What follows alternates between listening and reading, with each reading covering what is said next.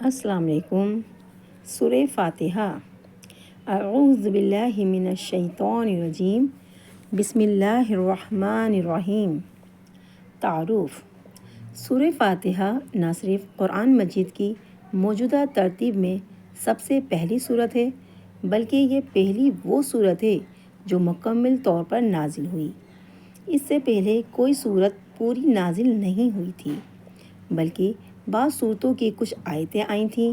اس صورت کو قرآن کریم کے شروع میں رکھنے کا منشا بظاہر یہ ہے کہ جو شخص قرآن کریم سے ہدایت حاصل کرنا چاہتا ہو، اسے سب سے پہلے اپنے خالق مالک کی صفات کا اعتراف کرتے ہوئے اس کا شکر ادا کرنا چاہیے، یعنی سیدھے راستے کی دعا۔ اس طرح اس صورت میں صراط مستقیم یا سیدھے راستے کی جو دعا مانگی گئی ہے، پورا قرآن اس کی تشریح ہے کہ وہ سیدھا راستہ کیا ہے۔ نمبر 1، عربی کے قاعدے سے رحمان کے معنی ہیں وہ ذات جس کی رحمت بہت وسیع اور یعنی اس رحمت کا فائدہ سب کو پہنچتا ہو، اور رحیم کے معنی ہیں وہ ذات جس کی رحمت بہت زیادہ ہو، یعنی جس پر ہو مکمل طور پر ہو۔ اللہ تعالیٰ کی رحمت دنیا میں سب کو پہنچتی ہے، جس سے مومن کافر سب فیض یاب ہو کر رزق پاتے ہیں اور دنیا کی نعمتوں سے فائدہ اٹھاتے ہیں، اور آخرت میں اگرچہ کافروں پر رحمت نہیں ہوگی، لیکن جس کسی پر یعنی مومنوں پر ہوگی، مکمل ہوگی کہ نعمتوں کے ساتھ کسی تکلیف کا کوئی شائبہ نہیں ہوگا۔ رحمان اور رحیم کے معنی میں جو یہ فرق ہے، اس کو ظاہر کرنے کے لیے رحمان کا ترجمہ سب پر مہربان اور رحیم کا ترجمہ بہت مہربان کیا گیا ہے۔ اب ہم سورت کا آغاز کرتے ہیں۔ بسم اللہ الرحمن الرحیم۔ الحمد للہ رب العالمین۔ سب تعریف اللہ تعالیٰ کے لیے ہے جو تمام جہانوں کا پالنے والا ہے۔ اگر آپ کسی عمارت کی تعمیر کریں تو در حقیقت وہ اس کے بنانے والے کی تعریف ہوتی ہے، لہٰذا اس کائنات میں جس کسی چیز کی تعریف کی جائے وہ بالآخر اللہ تعالیٰ ہی کی تعریف ہے، کیونکہ وہ چیز اسی کی بنائی ہوئی ہے، اسی کی طرف اشارہ کیا گیا ہے۔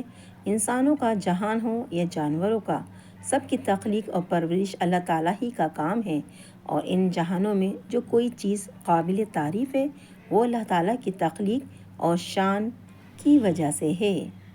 الرحمن الرحیم، بڑا مہربان، نہایت رحم کرنے والا۔ مالک یوم الدین، بدلے کے دن یعنی قیامت کا مالک ہے۔ روز جزا کا مطلب ہے وہ دن جب تمام بندوں کو ان کے دنیا میں کیے ہوئے اعمال کا بدلہ دیا جائے گا۔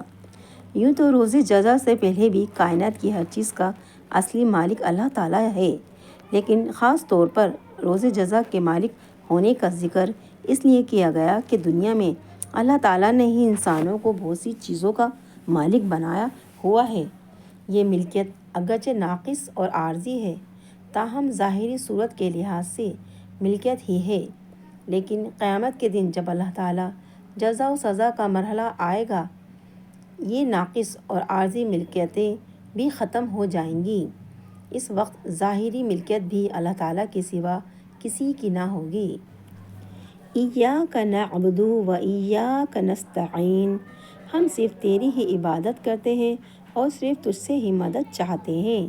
یہاں سے بندوں کو اللہ تعالیٰ سے دعا کرنے کا طریقہ سکھایا جا رہا ہے، اور اسی کے ساتھ یہ واضح کر دیا گیا کہ اللہ تعالیٰ کے سوا کوئی کسی قسم کی عبادت کے لائق نہیں، نیز ہر کام میں حقیقی مدد اللہ تعالیٰ ہی سے مانگنی چاہیے، کیونکہ صحیح معنی میں کارساز اس کے سوا کوئی نہیں۔ دنیا کے بہت سے کاموں میں بعض اوقات کسی انسان سے جو مدد مانگی جاتی ہے وہ اسے کارساز سمجھ کر نہیں بلکہ ایک ظاہری سبب سمجھ کر مانگی جاتی ہے۔ اہدنا الصراط المستقیم، ہمیں سیدھی اور سچی راہ دکھا۔ صراط الذین انعمت علیہم، ان لوگوں کی راہ جن پر تو نے انعام کیا۔ غیر المغضوب علیہم ولا الضالین، ان کی نہیں جن پر غضب کیا گیا اور نہ گمراہوں کی۔ آمین۔